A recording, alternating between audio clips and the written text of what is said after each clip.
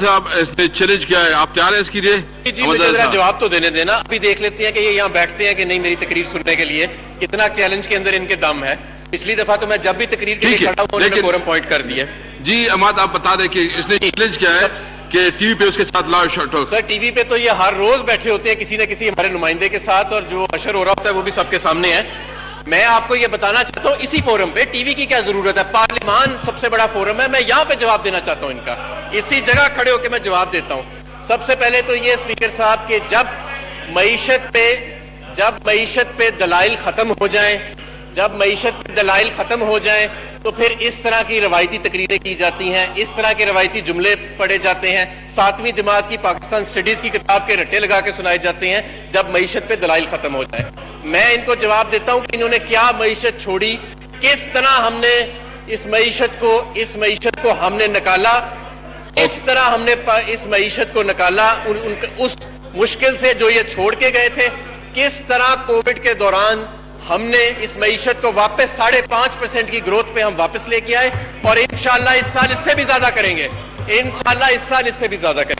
جناب اسپیکر ان کا جو کرنٹ اکاؤنٹ ڈیفیسٹ تھا $20 ارب، کیا وہ بھول گئے ہیں کہ ان کے اپنے نمائندے یہ کہا کرتے تھے کہ جو ہمارے پاس حکومت آئے گی اس کو ایک بیمار معیشت ملے گی، اسے IMF کے پاس جانا پڑے گا. وہ جواب دے اس کی. جناب اب دیکھیں نا، یہ چیلنج کرنے کے بعد جواب سننے کی صلاحیت نہیں ہے، جواب سننے کا حوصلہ نہیں ہے. چیلنج کرنے کے بعد یہ تو پارلیمنٹ میں نہیں فیس کر سکتے، باہر جا کے کیا فیس کریں گے. جناب اسپیکر 1-2 منٹ دیں، 2 منٹ میں بات ختم کروں گا. 2 منٹ میں آپ کو 5 منٹ دیتا ہوں. جناب اسپیکر ہم جب اس ملک میں ہمیں حکومت ملی، انہوں نے اپنے آخری 12 مہینے میں 5.4% گروتھ کے خاطر ریزروز کو آدھا کر دیا تھا. پاکستان کے زیر مبادلہ کے ذخائر آخری 17 ماہ میں آدھے ہو گئے. پاکستان کا قرضہ ان کے آخری سال میں $7 ارب کی رفتار سے بڑھا. سرکولر ڈیٹ میں 450 ارب کا اضافہ ہوا. پھر جا کے کہیں پہ ملک کو دیوالیہ کر کے قرضہ لے کے انہوں نے 5.4% گروتھ حاصل کی. آج ہماری 5.4% گروتھ جو ہے وہ صرف $2 ارب کے کرنٹ اکاؤنٹ ڈیفیسٹ پہ ہے. آج ہماری جو 5.4% گروتھ ہے اس کے اندر آپ ٹیکس ریونیو کی گروتھ دیکھیں، اس کے اندر آپ ایکسپورٹ کی گروتھ دیکھیں. ان کی 5.4% گروتھ میں زر مبادلہ کے ذخائر کم ہو رہے تھے کیونکہ یہ پیسے خرچ رہے تھے اس گروتھ کے لیے مصنوعی طور پہ. اب یہ دیکھ لیں، یہ ان کے چیلنج کا حال ہے. یہ دیکھ لیں، یہ چیلنج کا حال ہے. جناب اسپیکر 5.4% جو انہوں نے گروتھ دی اس کی حقیقت یہ تھی کہ $7.5 ارب کے قرضے بڑھے، $20 ارب کا کرنٹ اکاؤنٹ کا خسارہ آیا، 450 ارب سرکولر ڈیٹ میں اضافہ ہوا. جیبوں سے سارے پیسے خرچ کر کے، قرضے لے کے، کریڈٹ کارڈ کی ساری لمٹ پوری کر کے پھر 5.4% لوگوں کو دکھاتے پھرے ہیں. ہمارا 5.4% زر مبادلہ کے ذخائر میں $5 ارب کا اضافہ ہوا پچھلے سال. ہمارے 5.4% کی گروتھ کے اندر سرکولر ڈیٹ کے بہاؤ میں یہ ان میں کیوں حوصلہ نہیں ہے؟ اسپیکر صاحب ان میں کیوں اتنا حوصلہ نہیں ہے؟ ہم نے ان کا پاکستان سٹڈیز کا لیکچر سنا ہے 1 گھنٹے کے لیے، ان میں حوصلہ نہیں ہے. چیلنج دیتے ہیں اور اب حوصلہ نہیں ہے سننے کے لیے. سنیں بیٹھ کے. ہماری جو 5.4% کی گروتھ ہے اس کے اندر ایکسپورٹس بڑھی، ان کے 5 سال میں ایکسپورٹس جو ہیں وہ کم ہوئی. ہماری 5.4% کی گروتھ میں پوری دنیا کی کریڈٹ ریٹنگ ایجنسیز نے پاکستان کی معیشت کو اپ گریڈ کیا. ان کی مصنوعی گروتھ کے نتیجے میں ساری دنیا کی کریڈٹ ریٹنگ ایجنسیز نے پاکستان کی انٹرنیشنل کریڈٹ ریٹنگ کو ڈاؤن گریڈ کیا. یہ حقیقت تھی ان کی 5.4% کا جو دھوس انہوں نے دکھایا تھا، پورے ملک کو دیوالیہ کر دیا اس 5.4% کے خاطر. آج بلومبرگ یہ کہہ رہا ہے کہ یہ جو پاکستان گروتھ ٹریجیکٹری پہ ہے یہ ہائی گروتھ ٹریجیکٹری پہ رہے گا، ہائی امپلائمنٹ لیول پہ رہے گا. آج دی اکانومسٹ کہہ رہا ہے کہ پاکستان نے جس طرح کووڈ سے ڈیل کیا ہے ٹاپ 3 ملک دنیا کے جو ہیں اس کے اندر یہ شامل ہے. آج یہ میں نہیں کہہ رہا، یہ بلومبرگ کہہ رہا ہے، یہ اکانومسٹ کہہ رہا ہے، یہ ورلڈ بینک کی فگرز ہے. تھینک یو جی. سر اقبال صاحب وائنڈ اپ کریں پلیز. میں سر بڑی معذرت کے ساتھ سر آپ کو یہ ریکویسٹ کروں گا کہ پہلے آپ 18 منٹ بول چکے ہیں جی. سر میں آپ کو معذرت سے عرض کروں گا کہ آپ ایک سے ایک بڑا جو فیل وزیر ہے اس کا لیکچر نہ ہمیں سنایا کریں. موصوف گیس ملک کو دے نہیں سکے، ہمیں یہاں کیا اکانومی پہ لیکچر دے رہے ہیں؟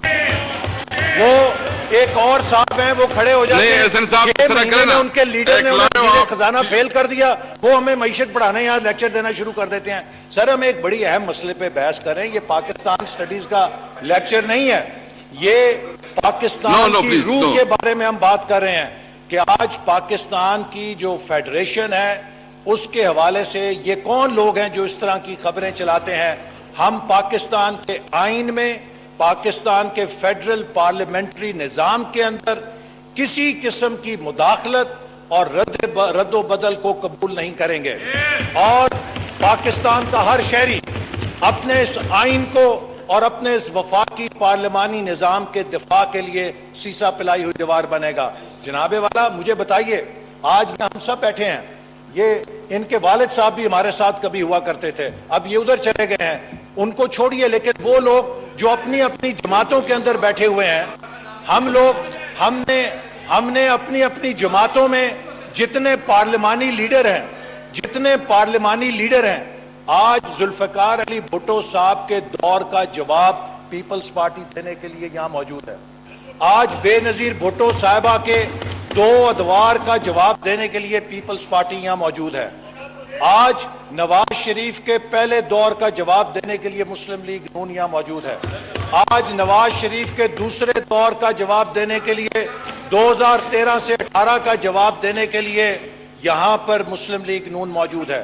مجھے بتائیے کہ یہ قوم فیلڈ مارشل جنرل محمد ایوب خان کے 10 سال کا حساب کس سے پوچھے؟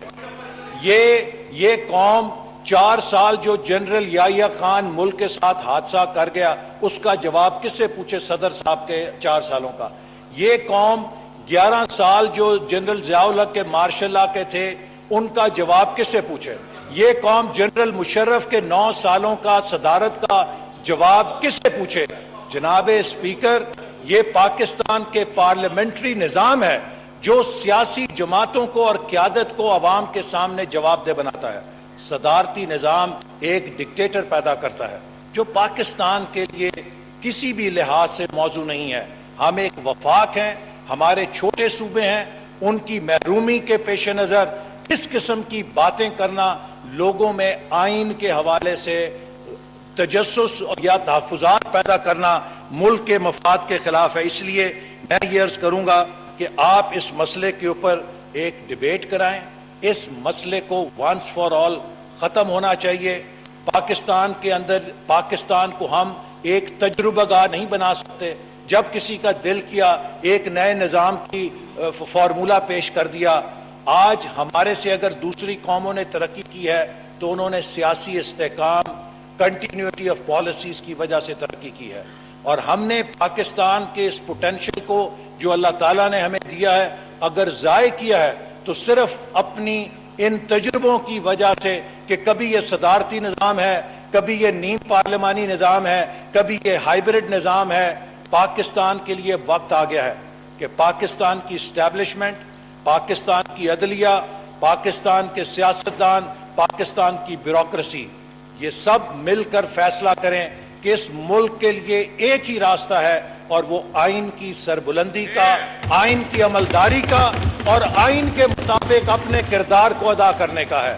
پاکستان آج جس کرائسس میں پھینکا جا چکا ہے, میں جناب اسپیکر بہت ذمہ داری کے ساتھ کہنا چاہتا ہوں کہ کوئی لیڈر ایسا کنگ کانگ نہیں ہے جو اکیلا ملک کو ان بحرانوں سے نکال سکے.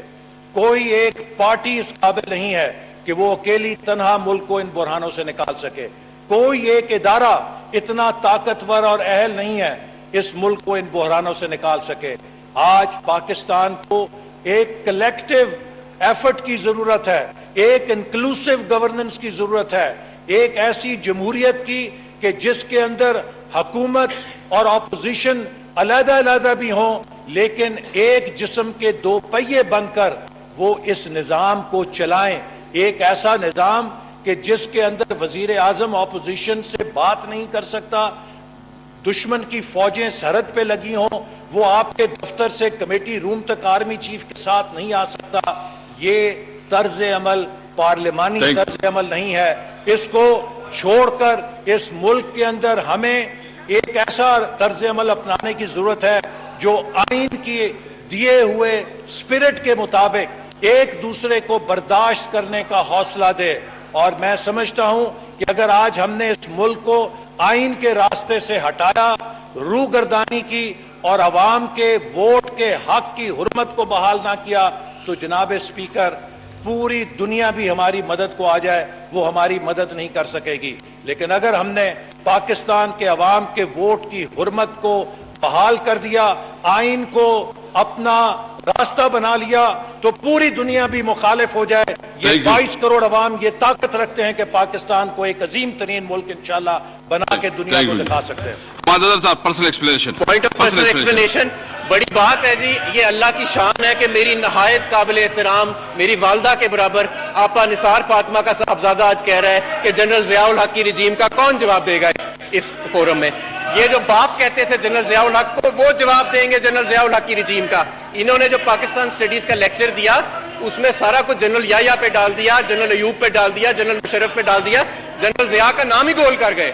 ऐसे लोग हैं कि जनरल ज़िया का नाम ही गोल कर गए, और अब जब नाम लिया तो क्या हैरत की बात है कि अपना उसके अंदर अपना जो हिस्सा डाला था उसको किया ही नहीं। जो लोग नाते पढ़ते रहे उनके फंक्शंस के ऊपर, आज अगर वो ये आके कहें कि जनरल ज़ियाउल हक की रिजीम का कौन जवाब देगा, ये लोग जो है ये तारीख से इतने गाफिल नहीं है जितना ये समझते हैं। लोग इस तरह की रवायती बातों से अब उनका दिल भर चुका है, और हम उनको हकीकत याद दिलाते रहेंगे, हम उनको हकीकत याद दिलाते रहेंगे। आज ये अपने माजी से इस तरह हाथ ना धोएं, और खुदा का वास्ते अपने बुजुर्गों के जो किए हैं उनसे भी इतने साफ सुथरे तरीके से हाथ ना धोएं जिस तरह आज ये धो के चले गए हैं। जी